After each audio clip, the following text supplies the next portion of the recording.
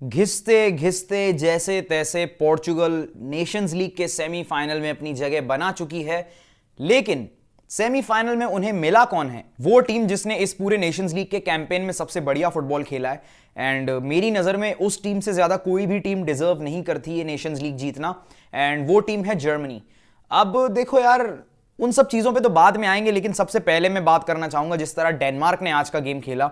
Denmark is the perfect example कि आ बैल मुझे मार। इतना गंदा फुटबॉल खेल के जैसे तैसे पोर्चुगल सेमीफाइनल में आ गई। और आज की वीडियो में मैं कुछ ऐसी बातें करूंगा जो हो सकता है कि आप में से काफी रोनाल्डो फैंस को या पोर्चुगल फैंस को अच्छी ना लगे।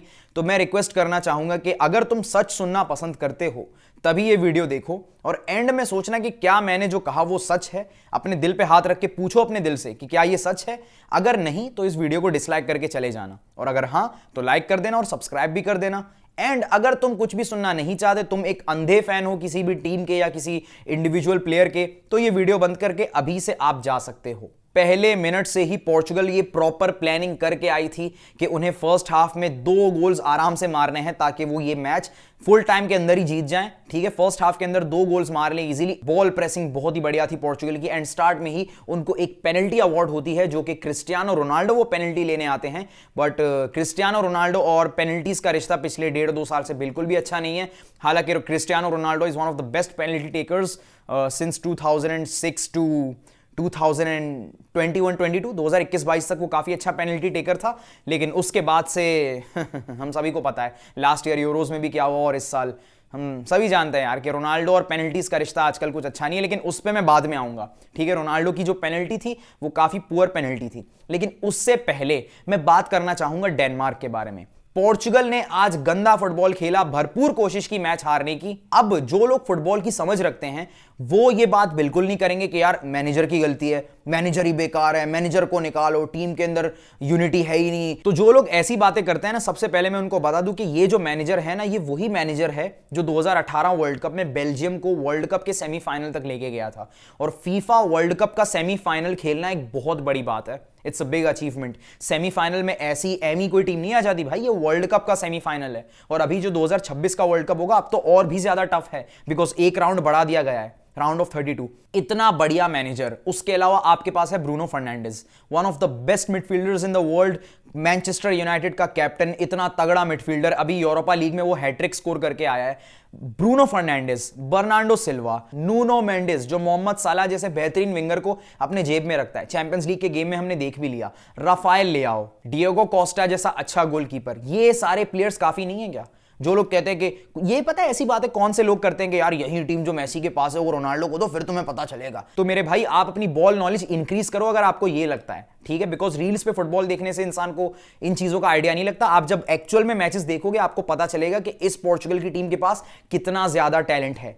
मेरी नजर में इस जनरेशन में जो 2 टीम्स है ना टॉप की, वो है इंग्लैंड और स्पेन स्क्वाड वाइज। उनके बाद जो थर्ड बेस्ट टीम है इन माय ओपिनियन इस जनरेशन की, वो है पोर्चुगल। फ्रांस को भी मैं 4th पे रखना चाहूंगा।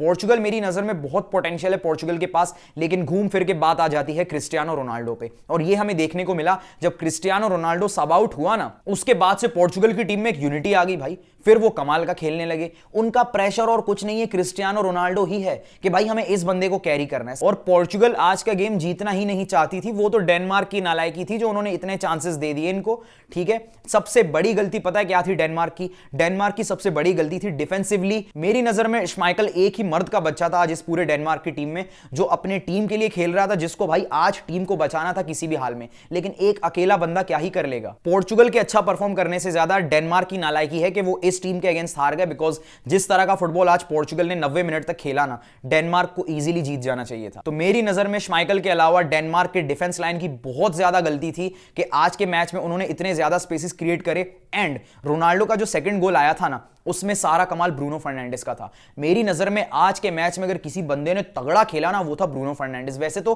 भाई ऑब्वियसली गोंजालो रामोस था, उसके अलावा काफी प्लेयर्स थे जिन्होंने काफी अच्छा परफॉर्म किया फ्रॉम पोर्चुगल साइड, लेकिन ब्रूनो फर्नांडिस का गेम आज काफी टॉप था। ब्रूनो फर्नांडिस भाई वो जो शॉट लेता है आउटसाइड द बॉक्स, उसने जो स्ट्राइक लिया बहुत ही ज्यादा क्लोज था वो गोल होने से, लेकिन वो जस्ट पोस्ट पे हिट के वाइड एरिया पे चला गया, एंड वहां से रोनाल्डो ने उस गोल को कन्वर्ट कर लिया।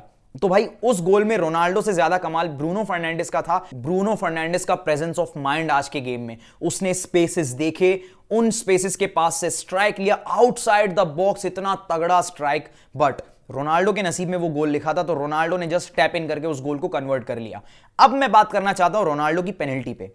मैंने इससे ज्यादा पुअर पेनल्टी रोनाल्डो की तरफ से आज तक नहीं देखा, because Ronaldo is one of the best penalty takers of all time. भाई इतनी गंदी पेनल्टी थी आज रोनाल्डो की तरफ से, वो बंदा पेनल्टी ऐसे ले रहा है जैसे वो पास कर रहा है अपने बराबर के प्लेयर को, ऐसी गंदी पेनल्टी थी। श्माइकल को बिल्कुल भी भाई मुश्किल नहीं हुई उस पेनल्टी को सेव करने में।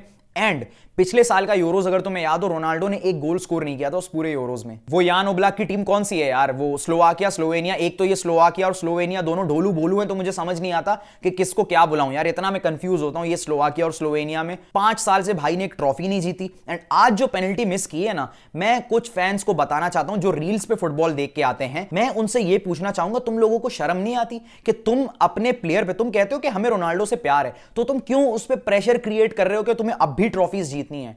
भाई enough, he is 40 years old, अगले साल वो 41 का हो जाएगा। एंड जिस तरह पोर्चुगल की टीम के ऊपर प्रेशर है बिकॉज ऑफ क्रिस्टियानो रोनाल्डो, मुझे नहीं लगता ये पोर्चुगल की टीम 2026 में वर्ल्ड कप जीतेगी। 2026 का वर्ल्ड कप जीतना छोड़ो, अभी जर्मनी के अगेंस्ट सेमीफाइनल होने वाला है नेशंस लीग में, अभी तो काफी टाइम है, जून के महीने में होगा। लेकिन बात फिर से घूम फिर के आती है क्रिस्टियानो रोनाल्डो पे। लास्ट ईयर के यूरोज में परफॉर्मेंस थी नहीं, उसके बाद एक रिस्पेक्टिव वे में क्रिस्टियानो रोनाल्डो को रिटायरमेंट अनाउंस कर लेना चाहिए। क्रिस्टियानो रोनाल्डो शॉट्स नहीं ले पा रहा भाई, पासेस नहीं दे पा रहा वो बंदा। तुम उस बंदे को अभी भी खेलता हुआ देखना चाहते हो, उस पे प्रेशर बनाए हुए हो कि भाई 2026 का वर्ल्ड कप जीतो। यूरोज से पहले भी मुझे याद है सब ने प्रेशर बनाया हुआ था इस पूरे 60 to 70% फैन बेस ने कि तुम्हें यूरोज जीतना है, ताकि बस वो अपना ईगो सेटिस्फाई करे। क्रिस्टियानो रोनाल्डो की किसी को नहीं पड़ी, बेचारे के मेंटल हेल्थ की इवन उसे खुद भी नहीं पड़ी, तभी वो बेफजूल में अपना करियर खींच रहा है। उससे ज्यादा उसके फैंस को नहीं पड़ी जिन्होंने इसके ऊपर प्रेशर बनाया हुआ है। तुम बस अपना ईगो सेटिस्फाई करना चाहते थे 2024 के यूरोज से पहले भी कि रोनाल्डो ये यूरोज बस जीत जाए, हम मेसी फैंस के आगे डिबेट जीत पाएंगे, हम ये बोलेंगे क्या हुआ भाई अगर मेसी के पास एक वर्ल्ड कप है, क्रिस्टियानो रोनाल्डो के पास भी 2-2 यूरोज हैं। मैंने क्रिस्टियानो रोनाल्डो को बहुत खेलता हुआ देखा है, मुझे 11 साल हो चुके हैं मैं फुटबॉल देख रहा हूं। 9 साल की उम्र से मैंने फुटबॉल देखना स्टार्ट किया, अब मैं 20 साल का हो चुका हूं, अभी कुछ महीने बाद मैं 21 का हो जाऊंगा। इतना अरसा हो रहा है मैं फुटबॉल देख रहा हूं। एंड जितना फुटबॉल मैंने देखा है, मैं क्रिस्टियानो रोनाल्डो का कोई फैन नहीं हूं, लेकिन मेरे दिल में उस बंदे के लिए रिस्पेक्ट है यार। और even as a Messi fan मुझे बुरा लगता है कि यार क्रिस्टियानो रोनाल्डो प्रेशर में आके, अपने ईगो में आके बेफजूल में अपना करियर खींच रहा है। और क्रिस्टियानो रोनाल्डो से ज्यादा प्रेशर बनाया हुआ है उसके फैंस ने कि भाई तुम्हें ट्रॉफीज जीतनी है, कि मेसी ने वर्ल्ड कप क्यों जीत लिया। भाई अगर मेसी वर्ल्ड कप नहीं जीतता ना, मैं कसम खा के बोल रहा हूं, ये नहीं कहते क्रिस्टियानो रोनाल्डो के कि तुम खेलो 2026 का वर्ल्ड कप ये वो, बिकॉज इनको सिर्फ इस बात से मतलब है कि भाई अगर वर्ल्ड कप जीतना है तो दोनों जीते, अगर नहीं जीतना तो कोई ना जीतता। अब इन दी एंड इतना ही कहना चाहूंगा कि मुझे लगता है कि पोर्चुगल का सफर इस नेशंस लीग में सिर्फ सेमीफाइनल तक ही है। जर्मनी पोर्चुगल को बीट करके आराम से फाइनल में चली जाएगी, बिकॉज सेमीफाइनल 2 लेग का नहीं होने वाला, सिंगल लेग होने वाला है। नेशंस लीग का रूल है, सिर्फ क्वार्टर फाइनल्स में 2 लेग्स खेले जाएंगे। और जो सेमीफाइनल है बिटवीन जर्मनी वर्सेस पोर्चुगल, वो है भी अलियांज एरिना में, जर्मनी के अंदर। उनके पास एडवांटेज भी है, तो जर्मनी जो कि इतनी स्ट्रॉन्ग टीम है, स्पेशली अंडर यूलियन नागल्समैन, मुझे लगता है वो आराम से पोर्चुगल को बीट करके नेशंस लीग के फाइनल में जाएंगे। और फाइनल में जो भी टीम उनके आगे आएगी वो उस टीम को हरा के नेशंस लीग जीतेंगे। इसके बाद शॉर्ट में बात करेंगे स्पेन वर्सेस नेदरलैंड्स के बारे में। नेदरलैंड्स की मिसाल वैसी ही है जैसे अक्षय कुमार ने हेरा फेरी मूवी में बोल रखा था कि इनके हाथ में अगर सोने का कटोरा भी दे दो तब भी ये भीख ही मांगते रहेंगे। वही हिसाब है नेदरलैंड्स की टीम का। पेनल्टीज में जब नेदरलैंड्स वर्सेस स्पेन था, मुझे लगा कि भाई नेदरलैंड्स जीत जाएगी और सेमीफाइनल में अपनी जगह बनाएगी।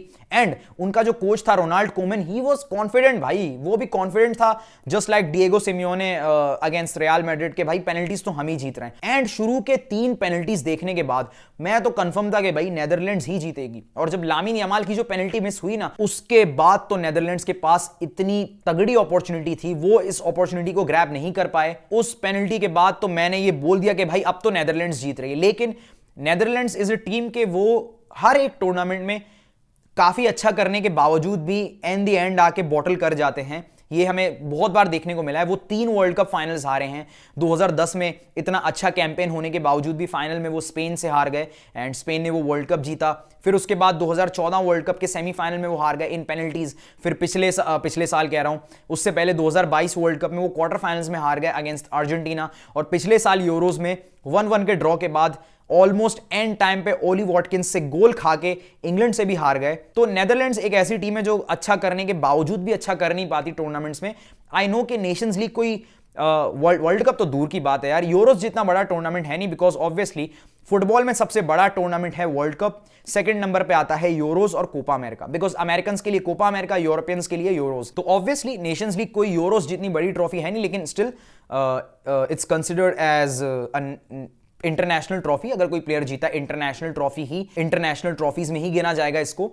तो ऑब्वियसली एक ट्रॉफी है, मैटर करती है नेशंस लीग भी। एंड मैंने ये एक्सपेक्ट किया था कि नेदरलैंड्स सेमीफाइनल में जाकर और फिर फाइनल में अपनी जगह बनाएगी और फाइनल हमें देखने को मिलेगा जर्मनी वर्सेस नेदरलैंड्स। लेकिन नेदरलैंड्स ने हक दिया एंड पे आके, बट ओके स्पेन जा चुकी है। अब स्पेन वर्सेस फ्रांस काफी तगड़ा मुकाबला होने वाला है सेमीफाइनल्स के लिए। मैं बहुत एक्साइटेड हूं। एंड भाई thank you so much UEFA वालों कि सेमीफाइनल्स के टाइमिंग तुमने अलग अलग रख दिए हैं। 4 जून को होने वाला है पोर्चुगल वर्सेस जर्मनी एंड 5 जून को होने वाला है फ्रांस वर्सेस स्पेन। अब फ्रांस वर्सेस क्रोएशिया की बात करूं तो उस गेम में भी भाई क्रोएशिया एक तो क्वार्टर फाइनल्स में आई कैसे मुझे बिल्कुल नहीं पता। लास्ट ईयर यूरोस में भी वो हग रहे थे एंड इस साल नेशंस लीग के क्वार्टर फाइनल्स तक वो कैसे आए मुझे समझ नहीं आया। लेकिन जैसे तैसे आके फ्रांस को फर्स्ट लेग में हरा के मुझे लगा हो सकता है कि ये सरप्राइज कर दें। लेकिन अगर आप लोगों को याद होगा 2023 का नेशंस लीग फाइनल क्रोएशिया ने खेला था एंड स्पेन के अगेंस्ट जो हुआ हम सबको पता है। उसके बाद फिर यार हम सभी को पता है यार क्रोएशिया की हालत, एंड क्रोएशिया वो टीम नहीं है। एंड 2026 वर्ल्ड कप में भी आई डोंट थिंक कि क्रोएशिया वैसा कुछ करेगी जो उन्होंने 2018 वर्ल्ड कप में किया और 2022 वर्ल्ड कप में किया। इवन तो 2022 वर्ल्ड कप में भी किसी को उम्मीद नहीं थी कि क्रोएशिया सेमीफाइनल तक आएगी, बट वो सेमीफाइनल्स तक आए एंड 3rd प्लेस फिनिश किया उन्होंने। बट अब क्रोएशिया में वो पोटेंशियल नहीं है, क्रोएशिया वो पुरानी क्रोएशिया नहीं है। एंड पेनल्टीज में एज भी था उनके पास, लेकिन फिर भी वो पेनल्टीज में हार गए। थियो हर्नांडिस की जो पेनल्टी मिस थी उसके बाद तो क्रोएशिया के पास एज भी था, वो चाहते यहां से मैच जीत भी सकते थे। एंड जर्मनी वर्सेस इटली के बारे में मैं ज्यादा कुछ बोलना नहीं चाहता। जर्मनी मेरी नजर में ये नेशंस लीग जीत रही है एंड मैं चाहूंगा कि जर्मनी ये नेशंस लीग जीते, बिकॉज मुझे लगता है कि सबसे अच्छा फुटबॉल जर्मनी ने खेला एंड मेरी टीम तो खेल नहीं रही नेशंस लीग के क्वार्टर फाइनल सेमीफाइनल में, बिकॉज इससे पहला जो नेशंस लीग हुआ था वहां पर उन्होंने अपने ग्रुप में बॉटम फिनिश किया। तो इसलिए इस साल उन्होंने नेशंस लीग भी खेला। जिनको नेशंस लीग के रूल्स पता है उनको पता है, अगली बार जब नेशंस लीग होगा तब वो नेशंस लीग के क्वार्टर फाइनल्स में क्वालिफाई करने के लिए एलिजिबल होंगे। एंड आई होप कि इंग्लैंड भी नेशंस लीग जीते एक दिन, बट अभी फिलहाल इंग्लैंड नहीं है तो मेरा सपोर्ट रहेगा जर्मनी को, बिकॉज मैं समझता हूं कि यार यूलियन नागल्समैन के साथ लास्ट ईयर यूरोज में जो हुआ वो कुकुरेया का हैंडबॉल एंड वो सारी कंट्रोवर्सी, एंड यूलियन नागल्समैन ने फिर दोबारा से रीबिल्ड किया इस जर्मनी की टीम को। सो मुझे लगता है कि जर्मनी की टीम को जीतना चाहिए ये नेशंस लीग। एंड जब 2 महीने बाद नेशंस लीग का सेमीफाइनल और फाइनल खेला जाएगा तब तक तो टर स्टेगन भी आ जाएगा और फ्लोरियन विर्ट्ज जो अभी इंजर्ड है वो भी आ जाएगा। जर्मनी को रोकना बहुत ही ज्यादा मुश्किल रहेगा फिर तो। अभी ये इतना अच्छा खेल रहे थे तब तो भाई तुम इमेजिन करो जस्ट। एंड मैं अब प्रिडिक्शंस दे देता हूं फॉर सेमीफाइनल्स। मुझे लगता है कि जर्मनी वर्सेस पोर्चुगल में से जर्मनी आराम से जीत के फाइनल में अपनी जगह बनाएगी और फाइनल होगा जर्मनी वर्सेस स्पेन और जर्मनी नेशंस लीग जीत जाएगी। आप लोगों को क्या लगता है मैंने आज जो बोला, क्या आप सब उससे एग्री करोगे कि नहीं, मुझे कमेंट सेक्शन में जरूर बताना। एंड वीडियो को जरूर लाइक करना यार, लाइक करो, लाइक करने में कुछ नहीं जाता। एंड प्लीज सब्सक्राइब करो। मैं मिलूंगा नेक्स्ट टाइम विथ मोर। कल है इंग्लैंड वर्सेस लैटविया का वर्ल्ड कप क्वालिफायर्स का मैच, तो उसका भी रिव्यू आएगा। मैं मिलूंगा सीधा उस वीडियो के बाद। तब तक के लिए गुड बाय।